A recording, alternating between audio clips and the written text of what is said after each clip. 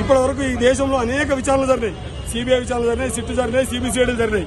కానీ ఎక్కడ నోటీస్ ఇచ్చినా కనీసం 24 గంటల సమయం ఇస్తారు.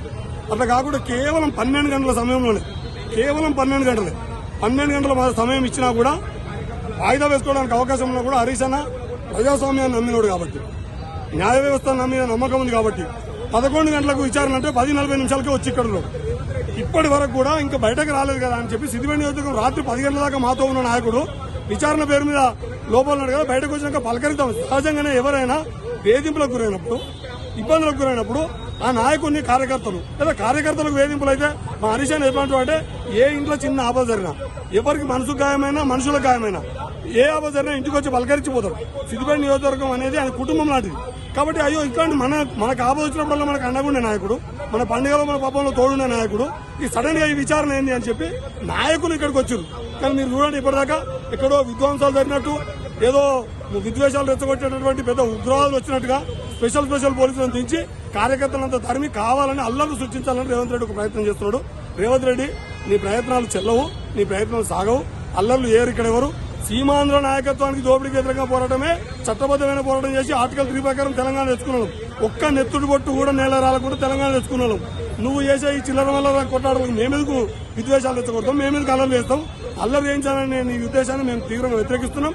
ఖచ్చితంగా సిట్ అనే విచారణ ఇది కేవలం కాలయాపన కోసం, అటెన్షన్ డైవర్షన్ కోసం, తన 6 గ్యారంటీని 400 హామీలని ప్రజలు మర్చిపోవడం కోసం, తన కేబినెట్ లో 16 మంది కేబినెట్ ఇప్పటికి 32 స్కామ్లు జరిగాయి. ఈ స్కామ్ల మీద ప్రజలు చర్చ జరగకుండా చర్చలు మళ్లించడం కోసం ఆడుతున్నటువంటి నాటకం. ఈ నాటకాన్ని ప్రజలందరూ గమనిస్తున్నారని తెలిసి దాన్ని పక్కదో పడించడం కోసం ఈయన దావోసు వచ్చేదాకా ప్రజల అటెన్షన్ అంతా హరీష్ రావు చుట్టూ, ఈ సిట్ చుట్టూ జరగాలని కోరుకుంటున్నాడు. అట్లాంటి ఏం జరగదు. నువ్వు ఎన్ని విచారణ చేసినా, ఎన్ని వేధింపులు చేసినా ప్రజల పక్షాన నిలబడి నీ అణచివేత విధానాల్ని, నీ దోపిడీ విధానాన్ని, నీ స్కాముల్ని, నువ్వు ప్రజలకు ఇచ్చిన హామీని నెరవేర్చని నీ మోసకారితనాన్ని నిరంతరం ప్రజలను ఎండగడుతూనే ఉంటాం. ఎట్టి పరిస్థితుల్లో నువ్వు నల్లమల పులి అని చెప్పుకుంటున్నావు. నువ్వు పులివి కాదు, పిల్లి కాదు, నువ్వు నల్లమల నక్కవు. నీ నక్క చేతులు వేసాలు చెల్లవు, రేవంతు చెల్లవు. న్యాయ నిపుణత కూడా అవసరం లేదు. Indian penal kodo, criminal procedure kodo, Indian constitution తెలుసుకోవాల్సిన అవసరం లేదు. ఈ విధానమే అర్థమవుతుంది. ఈ దేశంలో అత్యున్నత న్యాయస్థానం సుప్రీంకోర్టు. ఏ విచారణకైనా లాయర్లు వెంబడి రాణిస్తారు, లాయర్లు కూడా రానియరు. అంటే ఇది కేవలం వేధింపుల కోసమే. వేధింపులే. వీళ్ళ ఏదో దొరుకుతుందనే నమ్మకం ఆయనకు లేదు. వేధింపులు చేసి మున్సిపల్ ఎన్నికలకు ముందు క్యాడర్ అంతా ఎన్నికల వైపు కాకుండా ఇటువైపు తన దావోసు పోయేదాకా ఆ కేబినెట్ లో కూడా అనేక లుకలుకలు ఉన్నాయి.